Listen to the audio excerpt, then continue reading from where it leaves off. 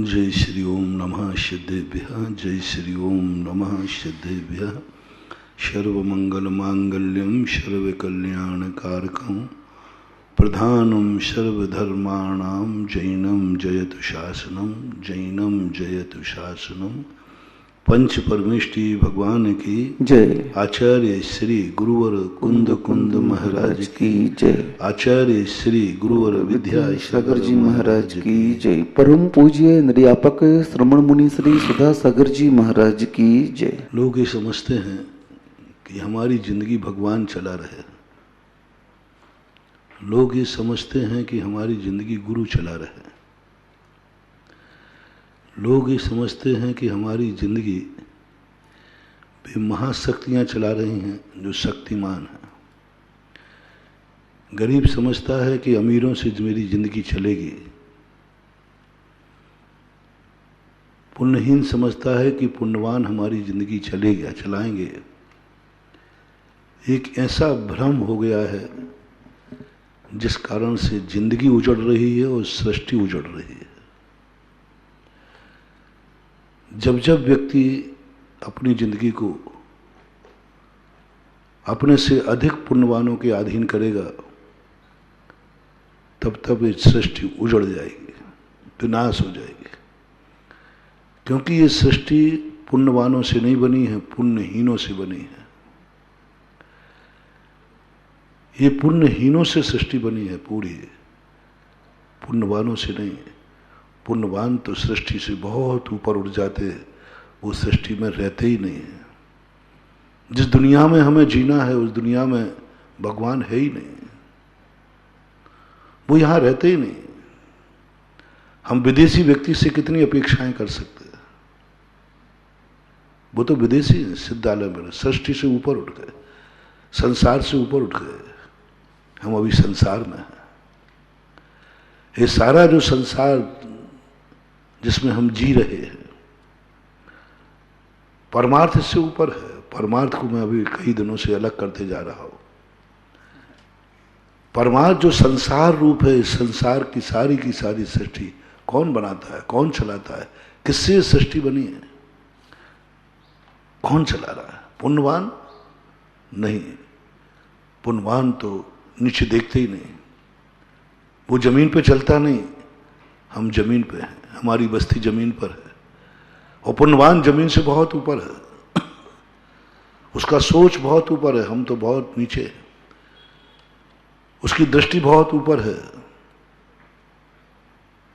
ये सारी की सारी सृष्टि को चलाने वाला कौन? अपनी जिंदगी को सुरक्षा देने वाला कौन? जो तुमसे पुण्यहीन है वही तुम्हारी जिंदगी का सहारा है। अपन विगत दिनों ये समझ चुके हैं। पुण्यवानों के बाद दृष्टि करना है, पुण्यवानों को अपन को छोड़ना नहीं है, क्योंकि अपन त्रिकाल दृष्टि वाले हैं। त्रिकाल दृष्टि समझेंगे, लेकिन अभी आगे की दृष्टि नहीं, पीछे की दृष्टि को संभाल रहा हूं। अभी परमार्थ को नहीं, संसार को संभाल रहा हूं। अभी मंजिल को नहीं, रास्ते को संभाल रहा हूं। यदि रास्ते में कांटे हैं तो मंजिल तक पहुंच ही नहीं पाएंगे। रास्ता यदि गंदा है तो मंजिल भी गंदी हो जाएगी।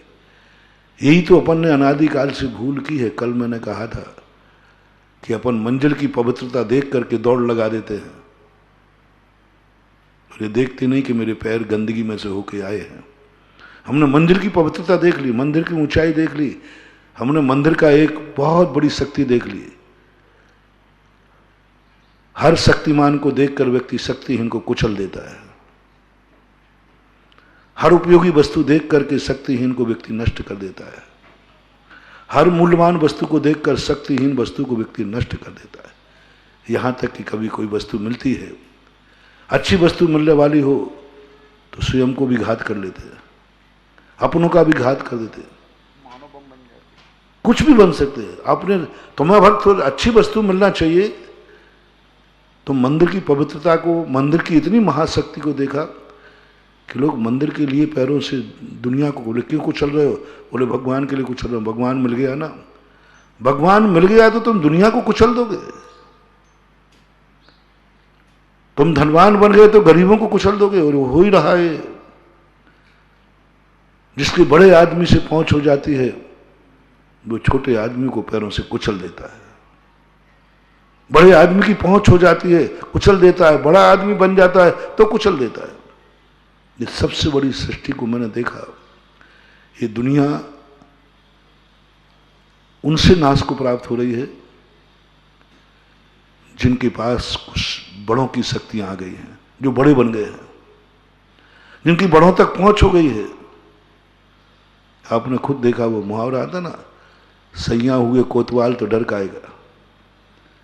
यदि घर में एक एसपी आ जाता है सारे रिश्तेदार गुंडे बन जाते हैं, सारे रिश्तेदारों का बोलने का रौब बदल जाता है। रौब बदल, हमारा परिवार का व्यक्ति एसपी है, रिश्तेदार तक वो रौब दिखाने लग जाते, क्या समझता है तो मुझे, यानी अब वो दुनिया में अत्याचार करेगा क्योंकि हमें एक बड़े आदमी की संगति मिल गई। ये संसार का सबसे बड़ा वीक पॉइंट है। जब जब व्यक्ति को बड़ों की शरण मिली उसने नीचे वालों को कुचल दिया। जब जब वो बड़ा हुआ नीचे वालों को तुच्छ समझने लगा, पैर की जूती समझने लगा। इडियट। ज्ञानी क्या हुआ? जो जो ज्ञानी हुए दुनिया को मूर्ख समझ बैठे, घृणा की दृष्टि से देखा, तुम कुछ नहीं जानते, इडियट हो। धनवान हुए उन्होंने गरीबों को कुचल दिया, कुछ नहीं, ये क्या है, कर्म फूटे आदमी। आंख वाला अंधे को कुचल रहा है, कान वाला बहरे की उपेक्षा कर रहा है, बोलने वाला गूंगे को हीन भाव से देख रहा है, पैरों वाला लंगड़े को धक्का दे रहा है। क्या हो गया ये तमाशा? होना क्या चाहिए था? होना ये चाहिए था पैरों वाला लंगड़े को सहारा देना चाहिए था, लेकिन पैरा वाला लंगड़े को कुचल रहा है। आंखों वाले को अंधे को सहारा देना चाहिए, आंखों वाला अंधे को कुचल रहा है। पैसे वाले को गरीब को सहारा देना चाहिए, वो गरीब को कुचल रहा है। पुण्यवान को पुण्यहीन को सहारा देना चाहिए, वो पुण्यहीन को कुचल रहा है, उपेक्षा कर रहा है। जितनी आप देखना, जो जिस क्षेत्र में आगे है, संसार की नीति बता रहा हूं, परमार्थ में चलने वालों को थोड़ा गौण करना है। उनकी जिंदगी तो परमार्थ में इसलिए है, ये परमार्थ में इसलिए चल रहे हैं कि ये बड़े बनने के साथ साथ छोटों को पैर से नहीं कुचलते, वही परमार्थी है। मैंने कहा था ना, मुनि पूज्य है कब? जो अपने पैरों के नीचे आए हुए जीवों को नहीं कुचलता है, इसलिए वो मुनि है। वे परमार्थ में चलने वाले महान लोग तो वो हैं, वे इसलिए महान है, इसलिए पूज्य हैं कि वो अपने से पुण्यहीन को कभी पैरों से कुचलते नहीं है। कितनी बड़े बन जाएं, हमेशा उसकी दृष्टि नीची रहती है। कितनी बड़े मुनि बन जाएं, उनकी आंख ऊपर नहीं देखती, उनकी आंख नीचे देखती है। ये बड़े होने का लक्षण है। कितनी बड़ा बन जाएगा? यदि सच्चा बड़ा आदमी है, सच्चा परमार्थी है, तो उसकी दृष्टि सदा नीचे देखे, नीचे जीवों को देखेगी, ऊपर वालों को नहीं देखेगी। भगवान को भी देखना ना देखे को, लेकिन नीचे देखेगा। ये बड़े का लक्षण है। उनको अभी मैं गौण कर रहा हूं। अभी तुम ही बड़े आदमी हो। तुम बड़े आदमी बनने के बाद क्या करोगे ये बता दो। यदि तुम्हें बहुत अच्छी आंख मिल जाए और रास्ते में अंधा मिल जाए तो क्या करोगे? तुम्हें बहुत पैसा मिल जाए, पैसा मिलने के बाद तुम क्या करोगे? ऐश करेंगे? ऐश करेंगे मेरा, बस नहीं मिलने वाला, मिलेगा तो फिर नुकसान करके जाएगा। तुम ये नियम करो कि पैसा मिलेगा तो हम गरीबों को अमीर बनाएंगे। पुण्यहीन को, पुण्य बढ़ेगा तो क्या करोगे? पुण्यहीन को, आंखें बढ़ोगे तो क्या करोगे? इन आंखों से दूसरों की जिंदगी बचाएंगे, जो अपनी जिंदगी खुद नहीं बचा सकते, जो नेत्रहीन है, जिनके पास आंखें नहीं है, मैं उनको बचाऊंगा। मुराज अपनी आंख का यही प्रयोग करते हैं। मुराज की आंख में ज्योति है, वो उनको देखते हैं जिनके पास ज्योति नहीं है, जो देख नहीं सकते, उनको देखते, उनके लिए आंख दे देते हैं। मेरी आंख तुम्हारे लिए, उनके लिए नहीं है आंख जिनके पास आंखें हैं। यही कांच सब में यही लगाना लगता है। तो उनको तो मैं गौण कर रहा हूं, मैं तो अभी संसार की दशा बता रहा हूं। सब लोगों ने जब जब बड़े आदमी दुनिया में आए, ये दुनिया कुचल दी गई, अच्छी दुनिया उजड़ गई। इसलिए मैं विगत दिनों से कह रहा हूं, जिस दुनिया में तुम रहते हो, जिस कमरे में तुम रहते हो, जिस घर में तुम रहते हो, जिस पत्तल में तुम खाते हो, जिनके साथ तुम रहते हो, वो कैसे हैं? उनको तुम कैसे लग रहे हो? तुम्हारा घर ही गंदा है जहां रहते हो। तुम क्या मोक्ष जाओगे? तुमने संसार को ही गंदा कर दिया। मोक्ष में वो जा सकता है जो संसार में साफ स्वच्छ रहा हो। अभय वो पा सकता है जो किसी ने दुनिया को अभय दिया हो, अभय दिया हो। हम बड़े आदमी बनना चाहते हैं, किनके दम पे बनोगे? बड़ा आदमी कभी तुम्हें बड़ा नहीं बनने देगा। क्यों बनने देगा? वो पागल है क्या? बड़े आदमी के भरोसे कभी बढ़ने की चेष्टा मत करना। वो क्यों बढ़ने देगा? संसार दृष्टि कह रहा हूं, परमार्थ की नहीं। बंदे तदगुण वाली नहीं कह रहा हूं, संसार में रह रहा हूं। राजनेता जो होते ना, वे राजनेता कभी भी कितने भी कुछ करो, वो किसी को उठने नहीं देते, नहीं उठने देते। संसार में रहने वाला बड़ा आदमी से कभी तुम बड़े बनने की उम्मीद मत करना। वो तुम्हें कभी बड़ा नहीं बनने देगा। वो तुम्हारी काट करेगा, प्रत्यक्ष नहीं करेगा, परोक्ष करेगा। वो तुम्हें उठने नहीं देगा, क्योंकि उसे मालूम है कि जिस दिन ये बराबरी का हो गया, फिर मैं बड़ा कैसे रहूंगा, मैं कैसे रहूंगा। इसलिए संसार की नीति है, जितने भी कूटनीतिक होते हैं वे कभी किसी को पनपने नहीं देते। बड़े पेड़ के नीचे छोटा पेड़ कभी पनपता नहीं है। बड़े पेड़ के नीचे कभी खेती नहीं होती है, ऐसा कहते हैं, देखते हैं ना। बड़ा पेड़ होता है तो उसके खेत में खेती नहीं होती, वहां होता ही नहीं कोई, क्योंकि वो बड़ा पेड़ है। बहुत बड़ी शिक्षा है। कभी खेत में आप देखना, बड़ा पेड़ खड़ा हो, उस एरिया में कुछ भी अंकुर नहीं होते। संसार का स्वरूप महानुभाव ऐसे ही है। परमार्थ के बड़ों की नहीं कह रहा हूं, मैंने पहले ही कह दिया। वो बड़े तो ऐसे हैं जिनकी छाया में दुनिया पलती है, उनको अपन बाद में लेंगे। अभी मैं सांसारिक दृष्टिकोण बता रहा हूं, संसार में दृष्टिकोण में। और तुम भी जिस दिन बड़े बन जाओगे संसार की दृष्टि में, तो तुम भी वही करोगे जो तुमने बड़े ने किया है तुमसे। क्योंकि मैंने हर बड़े व्यक्ति को देखा है, छोटों की जिंदगी उजाड़ता है, बर्बाद कर देता है, पनपने ही नहीं देता। तो तुम ये मत समझना कि तुमसे बड़ा आदमी वो ऐसा क्यों कर रहा है। जिस दिन तुम बड़े बन जाओगे तुम भी वही करते पाओगे, क्योंकि संसार का जो स्वभाव है वो कोई छोड़ने वाला नहीं है। इसलिए मेरा कहना है, यदि इस सृष्टि को संभालना है तो अपने से पुण्यहीनों की तरफ देखो। अपनी जिंदगी को सुखी करना है। तुम्हें बड़ा बनाएगा छोटा, तुम्हें बड़ा पुण्यवान बनाएगा पुण्यहीन, तुम्हें सेठ कहेगा गरीब, बड़ा तुम्हें सेठ कहने वाला नहीं। जितनी अच्छी उपाधियां मिलती हैं वे बड़े लोग देते हैं कि छोटे लोग? छोटे लोग। वो तुम्हें बड़ा मानेंगे। बेटा मानेगा बाप, बाप नहीं मानेगा, बात करे छोकरा। लेकिन बेटा होगा तो कहे पापा जी। सम्मान छोटों से मिलना है, बड़ों से नहीं मिलना। बड़े तुम्हें कोई सम्मान, धनवान में भी देख लेना आप, आज तक किसी सेठ ने नौकर को सम्मान नहीं दिया। लेकिन हे सेठ, तुम्हें जो सम्मान मिल रहा है वो नौकर ही दे रहा है, वो नौकर ही दे रहा है, नौकर ही सब कर रहा है। इसलिए अपन जो इन दिनों में समझने के बाद आए, अपन चलें, अपनी जिंदगी की शुरुआत करते हैं। ये तो निर्णय कर लिया कि हमारी जिंदगी सुरक्षित, संरक्षित, संवर्धित होगी तो पुण्यहीनों से होगी। चलो इसको थोड़ा प्रैक्टिकल करते हैं, क्योंकि बहुत दिन से लोग अजमंजस में पड़े हैं कि महाराज आजकल प्रवचन बिल्कुल उल्टे हो रहे हैं। अभी तक तो हम पुण्यवानों की तरफ दौड़ते थे, आप तो दौड़ा रहे पुण्यहीनों की तरफ। चलो इसको तुमसे हाँ कहलवाता हूं। संसार से सबसे बड़े पुण्यहीन व्यक्ति कौन है तुम्हारी दृष्टि में? पुण्यहीन। तुम्हारे से हाँ कहूंगा, मैं तुमसे पूछूंगा कि हाँ भगवान की जरूरत है कि इस पुण्यहीन की जरूरत है? कौन चलाएगा तुम्हारी जिंदगी? संसार का सबसे बड़ा पुण्यहीन कौन है, उसकी तरफ अपन अभिमुख होते हैं, उसको अपन समझते हैं, उसको अपन जानते हैं, उसकी तरफ अपन देखते हैं, उसके लिए कुछ जीने की बात सोचते हैं। वो तुम्हारी जिंदगी को कितना, सबसे बड़ा पुण्यहीन व्यक्ति है स्थावर। संसार से चलो, आगम से चलो, साथ से बाहर नहीं जाना। त्रस और स्थावर।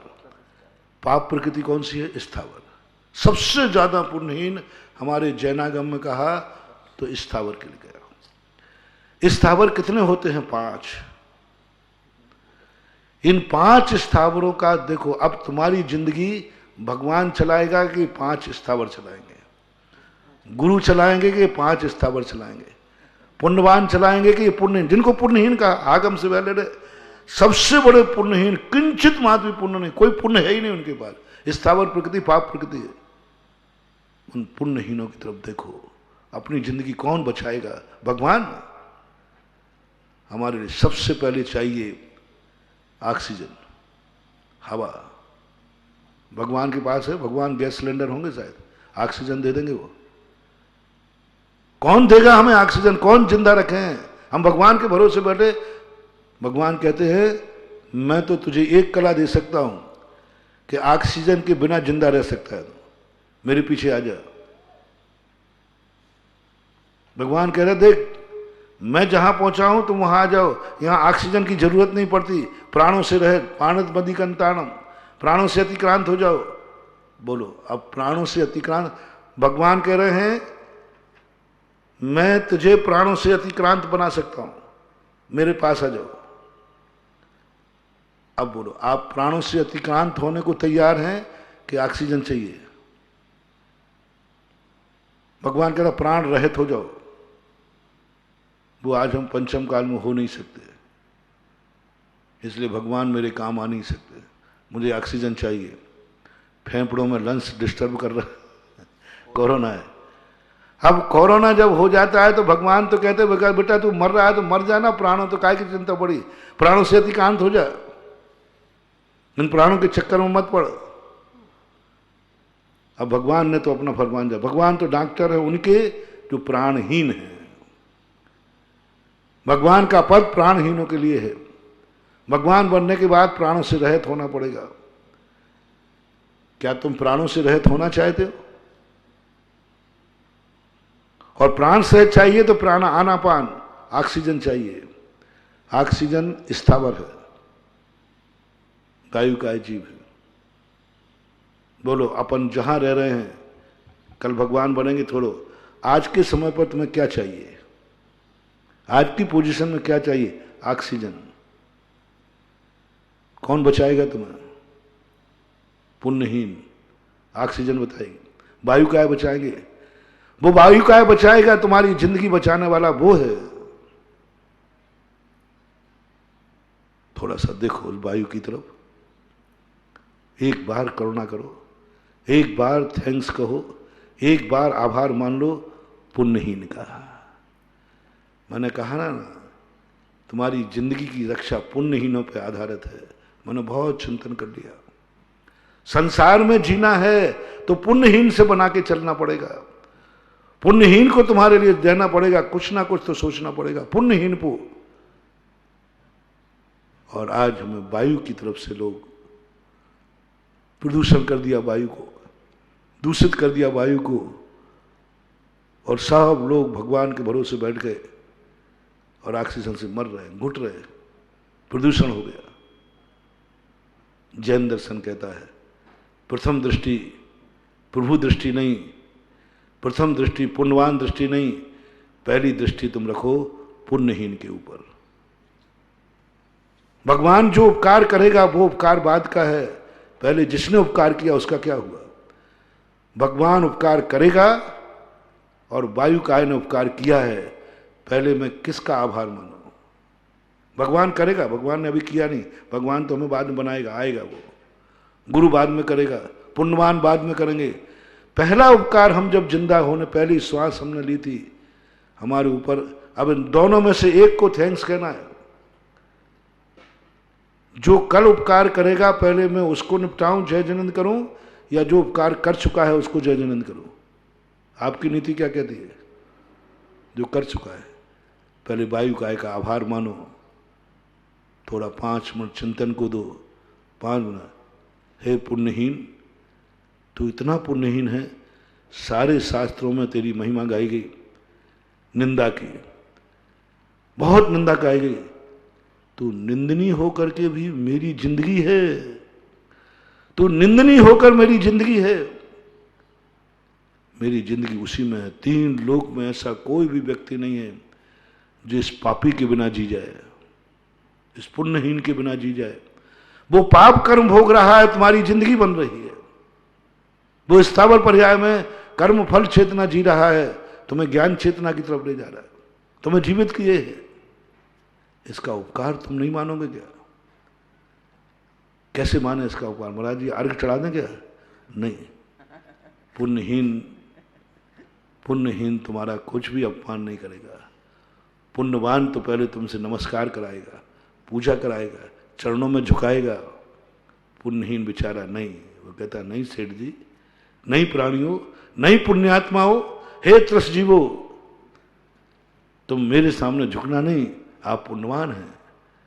पुण्यहीन कभी नहीं कहेगा। पुण्यहीन बस इतना ही कहेगा कि आप मेरा एक बस स्वीकार कर लो कि मैं तुम्हारे काम आ रहा हूं, मैं अपना पाप कर्म भूल जाऊंगा। तुम एक्सेप्ट ही नहीं कर रहे हो। एक बार आभार कह दो कि वायु का इतना कष्ट पाप होकर के मेरी जिंदगी बचा रहा है, इसको मैं गंदा नहीं करूंगा। लो बस, और कुछ नहीं देना, अर्घ नहीं चढ़ाना। मैं ऐसा कोई कार्य नहीं करूंगा जिससे वायु प्रदूषण हो।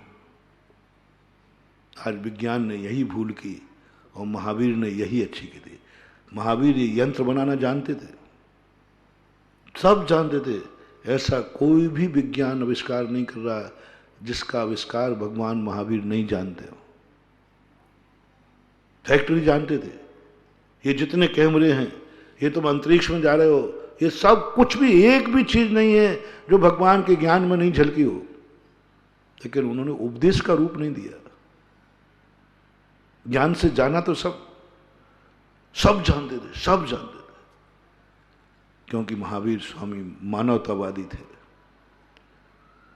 मानवतावादी थे, और मानवतावादी वो कहलाता है, मानवतावादी एक पिता के समान होता है। पिता कितने गंदे रास्ते जानता है, लेकिन बेटे को कौन सा रास्ता बताता है? अच्छा रास्ता, इस रास्ते पे चलना। बेटे को मालूम है कि शराब का अड्डा के जाता रास्ता, गंदे पे जाता है, लेकिन वो बताएगा नहीं, जानता है। इसलिए इसको पिता कहते हैं। भगवान को जगत पिता क्यों बोलते हैं? क्योंकि पिता का निश्चित लक्षण होता है।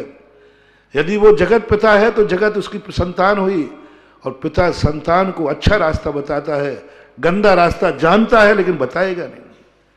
सर्वज्ञ भगवान जगत पिता है, वो गंदे रास्ते जानते हैं लेकिन बताएंगे अच्छा रास्ता। उन्होंने कहा नहीं, मैं फैक्ट्री, मैं ये यंत्र, मैं ये गाड़ियाँ, उन्होंने बैलगाड़ी बताई। ऋषभदेव अवध ज्ञान से जान सकते थे मोटर गाड़ी जान सकते थे, बैलगाड़ी क्यों बताई? अवध ज्ञानी थे जन्म से, और तीर्थंकर का अवध ज्ञान बहुत बड़ा होता है मानवा। थोड़ी मोटी चीजें जाने दे। उन्होंने ये मोटर गाड़ी, रेलगाड़ी, प्लेन गाड़ी क्यों नहीं बताई?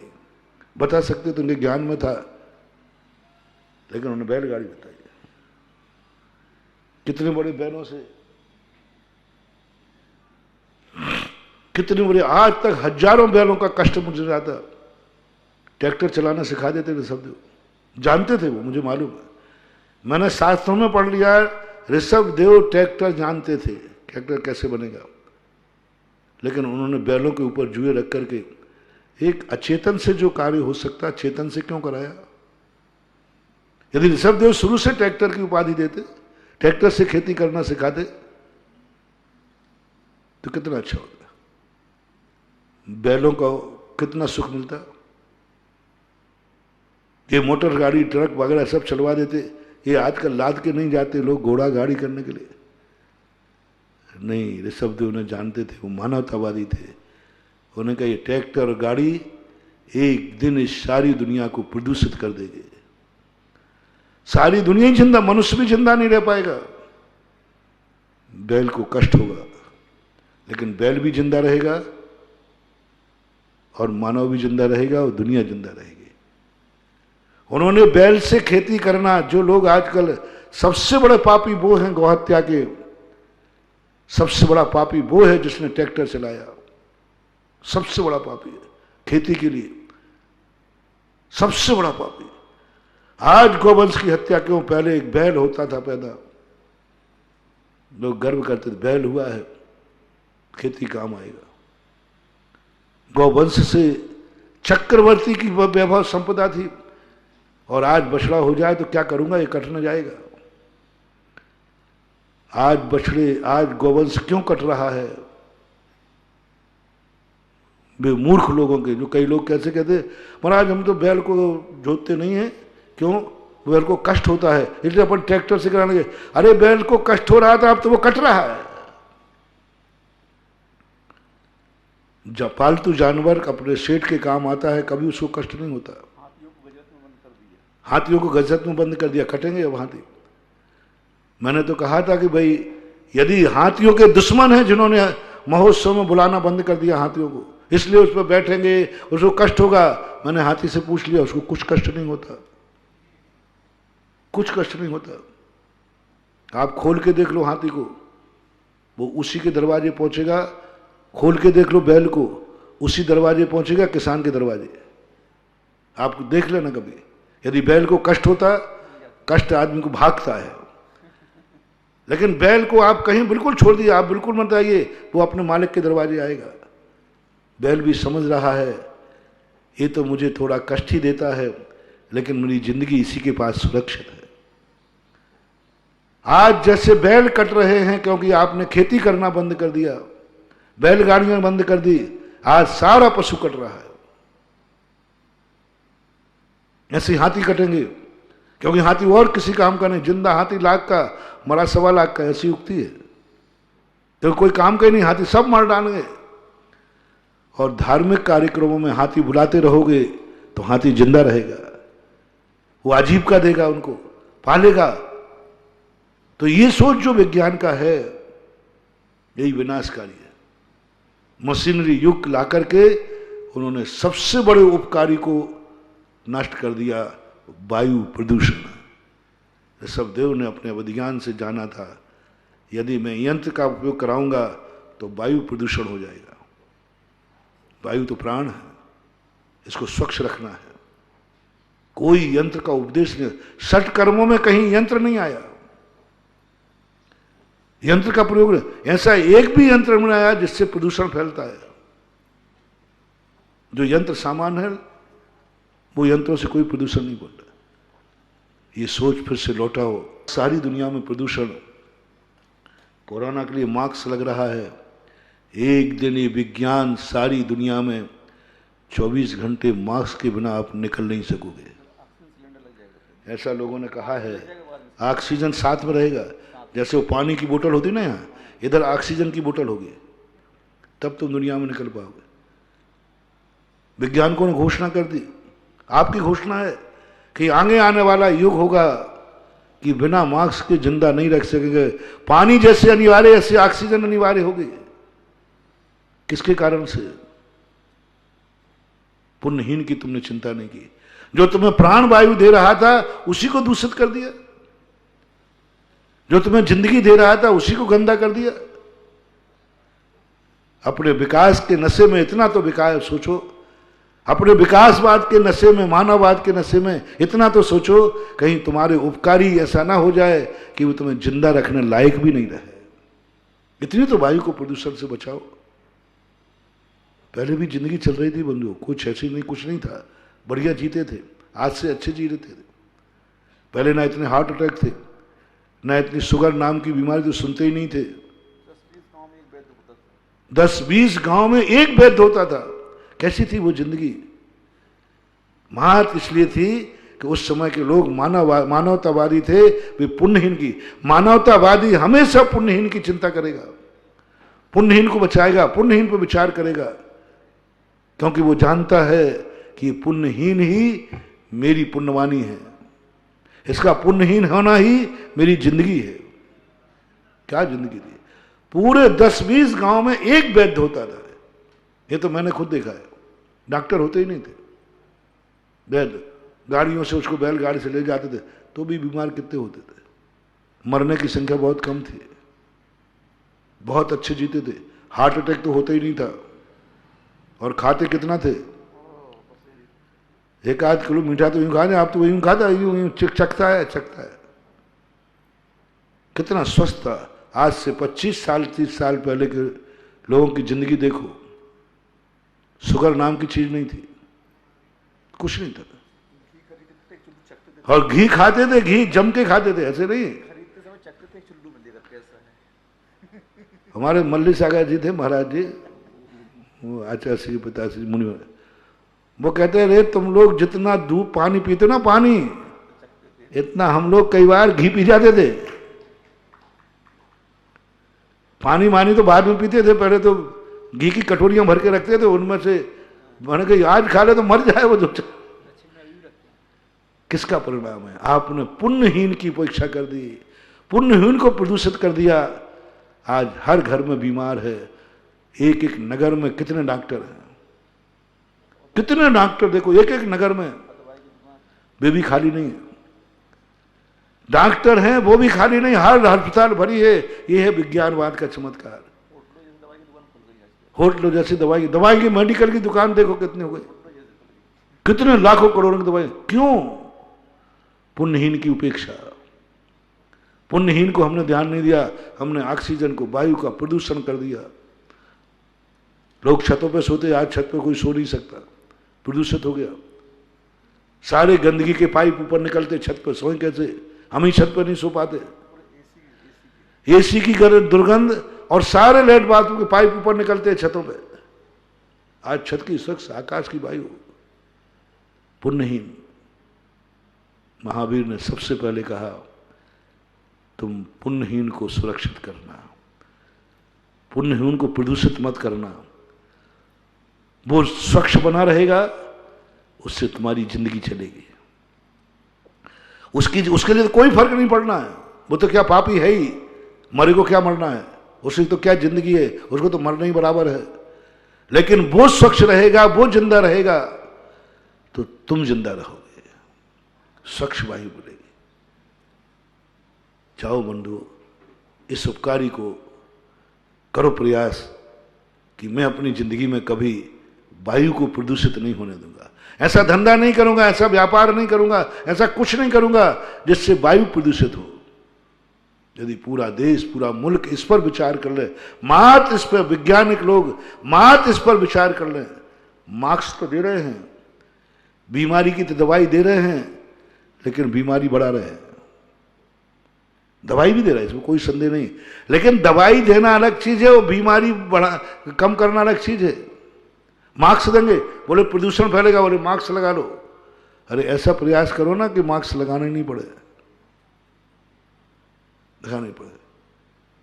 ये है, यदि सारा मुल्क, सारे वैज्ञान, पढ़े लिखे लोग बैठकर ये निर्णय करें, हम वो आविष्कार नहीं करेंगे, वो आविष्कार दुनिया को नहीं देंगे जिससे पुण्यहीन की जिंदगी बिगड़ जाए। मैं वायु को प्रदूषण होने वाले सारे यंत्र बनाऊंगा ही नहीं, जैसे महावीर ने किया। मैं नहीं बताऊंगा, यंत्रों की परंपरा मैं नहीं चलाऊंगा, क्योंकि वायु प्रदूषित हो जाएगी। पुण्यहीन की चिंता की, पुण्यवान को कष्ट में डाल दिया। पुण्यवान कष्ट में चला भी जाएगा महानुभाव, उसके कष्ट दूर करने के लिए 1000 लोग हैं, और पुण्यहीन कष्ट में चला जाएगा तो क्या करेगा बेचारा? मरेगा। पुण्यवान को बीमारी आई, आज देखो बड़े बड़े कोरोना लंग्स वाले बड़े बड़े लोगों को होते, उनके डॉक्टर हो जाते। आज 5-5, 10-10 लाख मरने के गरीब का क्या होगा बेचारे? पुण्यवान को कष्ट हो जाएगा तो 1000 लोग दूर कर देंगे, पुण्यहीन का कोई कष्ट दूर नहीं करेगा। मानवतावादी सिद्धांत है ये। महावीर ने कहा अपने भक्तों से, पुण्यहीनों की चिंता करो, पुण्यहीन पर विचार करो। वायु प्रदूषण नहीं होना चाहिए, चाहे तुम्हें कष्ट होना पड़े तो हो जाए।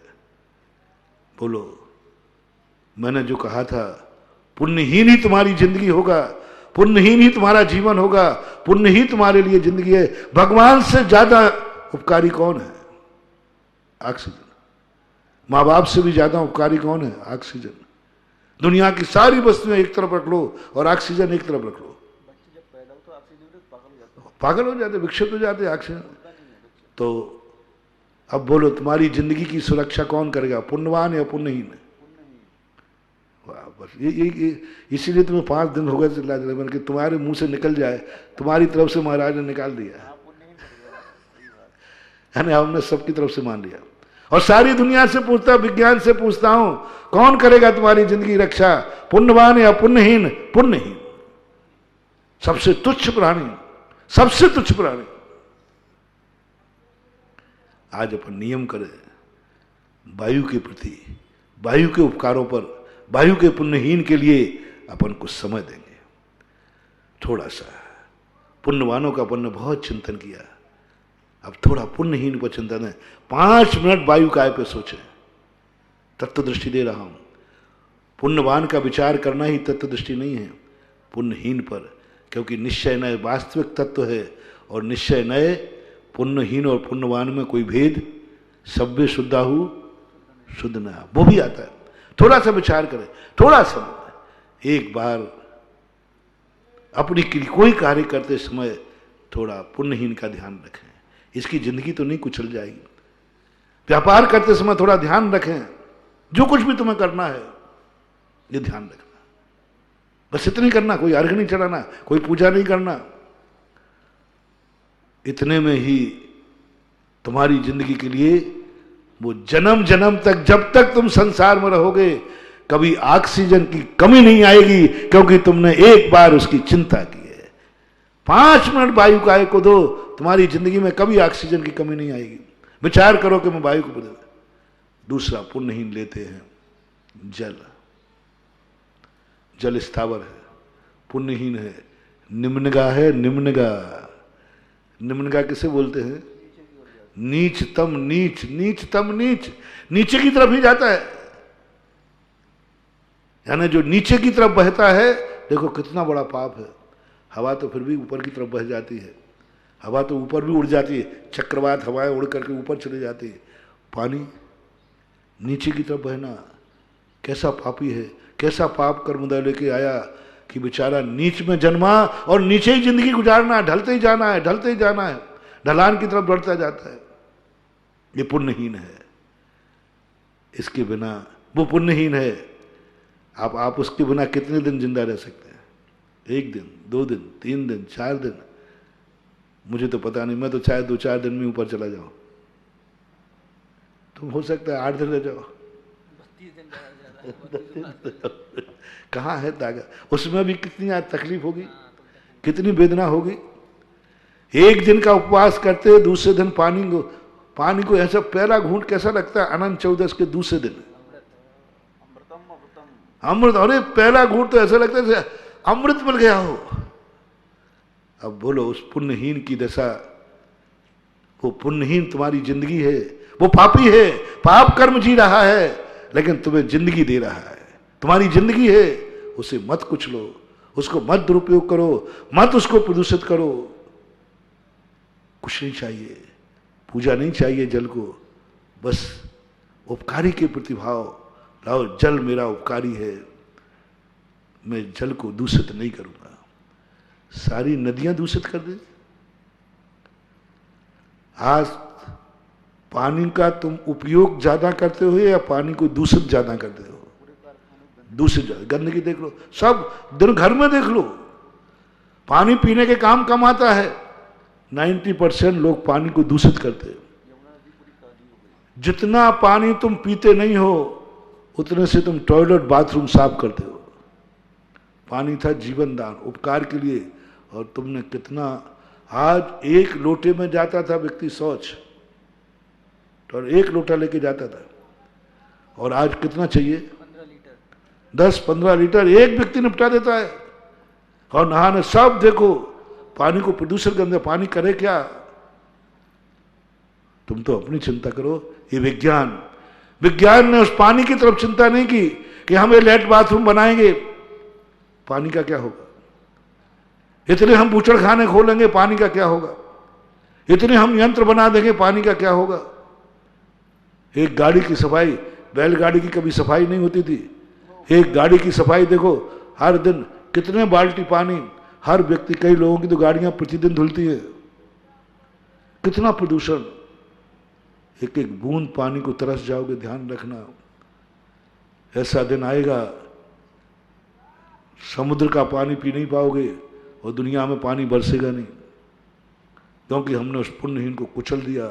आज गंगा यमुना नदियां देखो, महानुभाव, कुछ नहीं, मैं तुमसे कोई पूजा नहीं कराऊंगा, कोई उनकी जल की पूजा नहीं कराऊंगा। जैन दर्शन तो वैसे ही नहीं कराता। पुण्यहीन की पूजा होती ही नहीं, पुण्यहीन की पूजा की नहीं जाती। पुण्यहीन की पूजा करना हमारे यहाँ मिथ्यात्व है।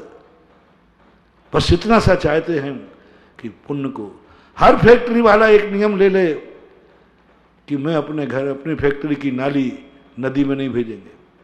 हर गांव के लोग नियम ले लें कि ये नालियां जो हैं नदी में जाके नहीं जाएंगे।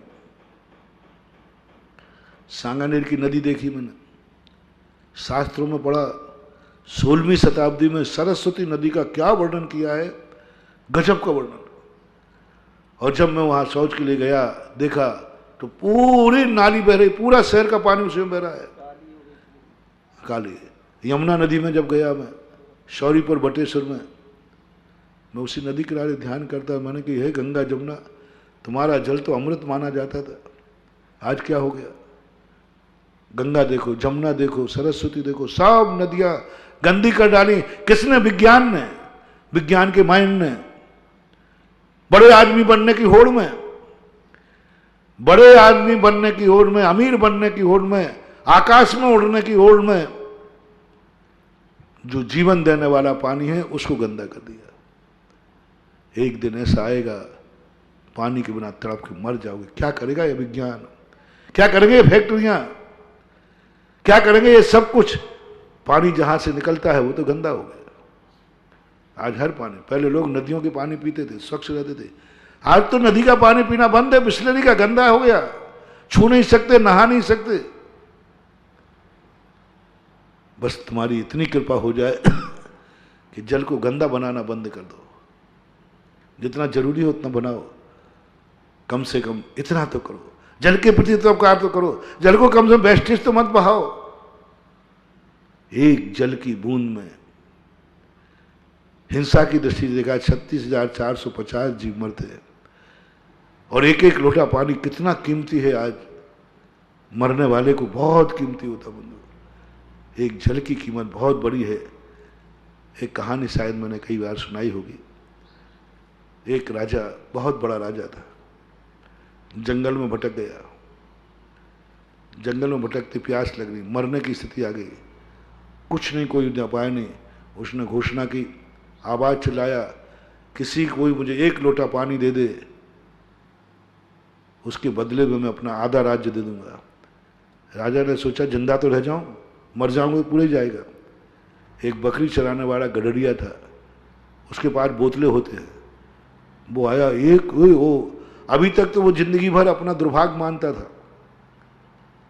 आज पता चला कि एक तमूड़े में जो पानी है इसका कीमत है आधा राज्य, आधा राज्य। इतना महंगा पानी है, मैं तो इसको निर्मूल समझता था। यूं आप लोग सब ऐसे समझते हैं, ऐसे समझते हैं। इसकी क्या कीमत है? एक तमूड़े का पानी आधा राज्य। वो तो चकरा गया, दौड़ा आया, बोले साहब क्या बात है? बोले साहब पानी पिला दे। बोले मूल आधा राज्य। आज पता नहीं चल रहा, थोड़ा पानी है ना, आधा राज्य दे दिया उसने, लिखवा लिया एक लोटे पानी की। पानी की बहुत बड़ी कीमत। जब अटक जाते हैं एक एक बूंद को तरसते हैं लोग। इसलिए उस पुण्य, किडनी वाले को डायलिसिस होता है। आपसे कहना यही है, हर व्यक्ति का एक नियम ले ले। जल को जब फेंके, जल को जब बर्बाद करे, जल को दूषित करे, उस समय बस इतना सा सोच लो, ये जल मेरा उपकारी है, ये जल ही मेरी जिंदगी है, जल ही मेरी सुरक्षा है। यदि जल को गंदा कर दूंगा तो फिर होगा क्या? इसको फेंको मत, जितना चाहिए। आज एक लोटे में 3 लोग मंजन कर लेते थे। दातुन होती ना मंजन, 3 लोग करते थे। चिंता मत करना, उतने उस समय पारिया नहीं होते थे, दांतों की बीमारी नहीं थी, दांतों के डॉक्टर नहीं होते थे। लौंग का तेल लगा लिया, ठीक है, नीम की पत्ती लगा लिया, काम चल जाता था। दांत खराब नहीं होते, 3 लोग लोटा, एक लोटे में 3 लोग मंजन कर लेते थे, मुंह धो लेते थे।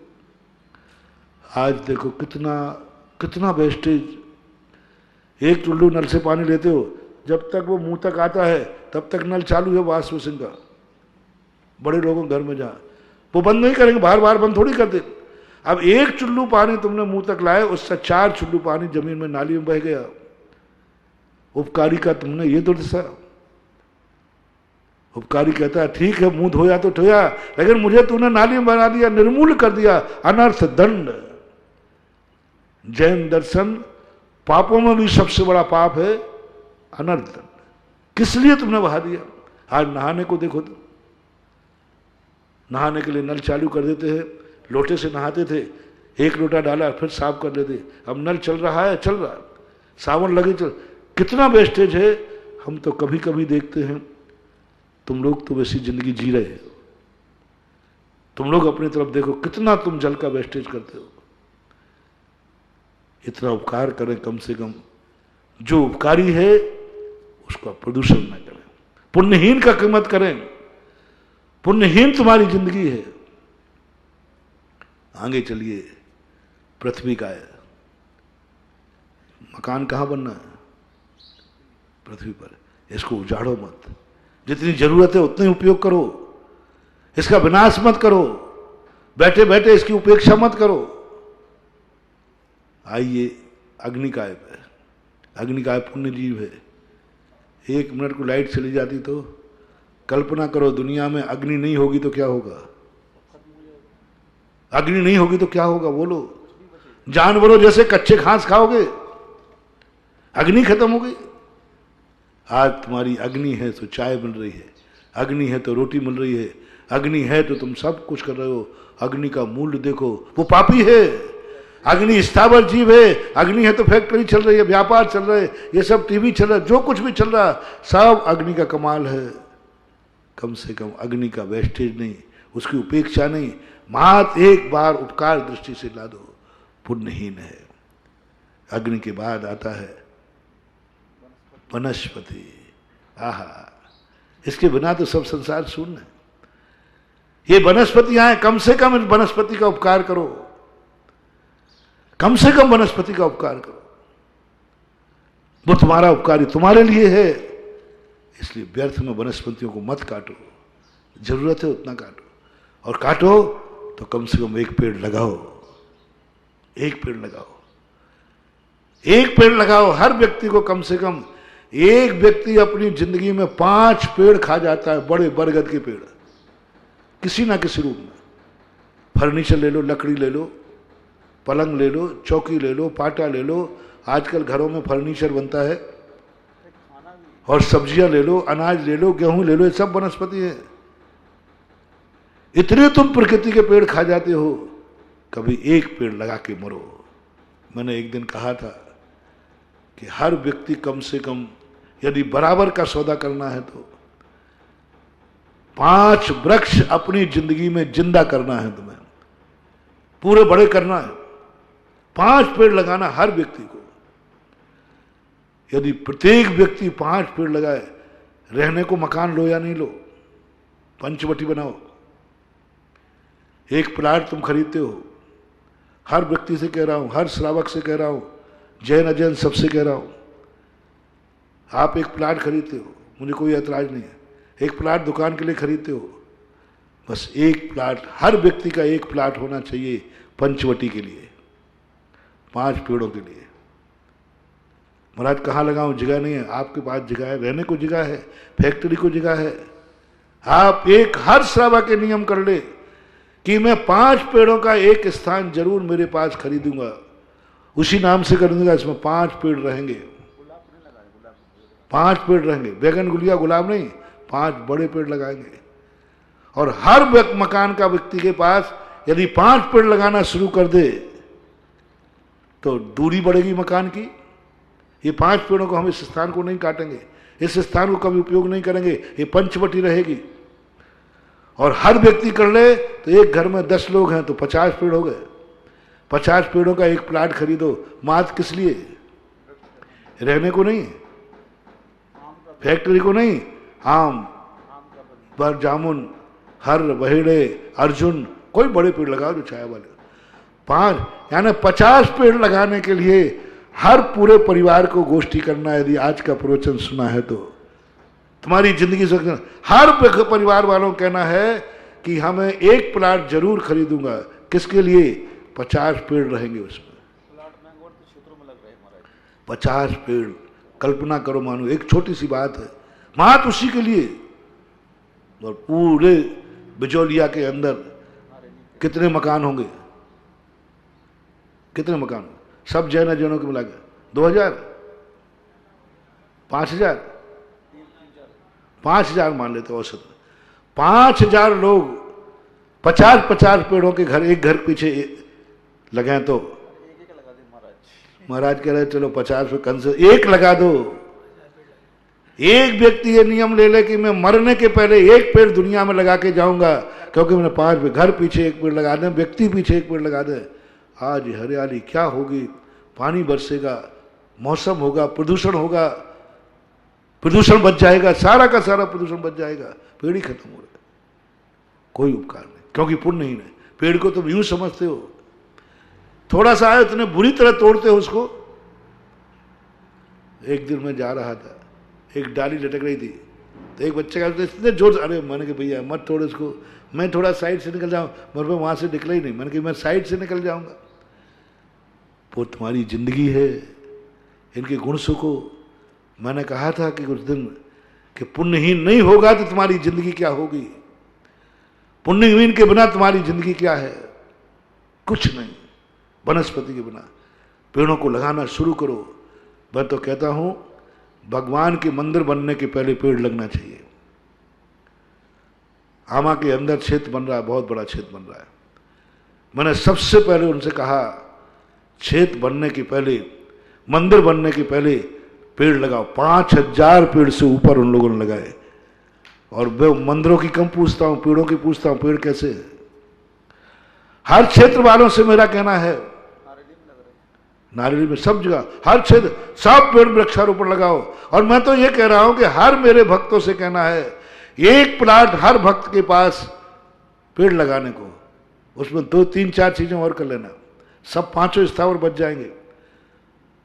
पेड़ लगाना, उसी के बीच में एक छोटा सा तालाब बना देना, स्टोर, पानी का स्टोर, पानी का संग्रह, अपने मकान का पानी उसमें उतार देना बस, और ज्यादा कुछ नहीं करना। जो वेस्टेज बह रहा है, एक छोटा सा तालाब होगा, पेड़ होंगे, तो 5 स्थावर अपने आप, अग्निकाय को छोड़कर स्वच्छ आयु का उत्पन्न।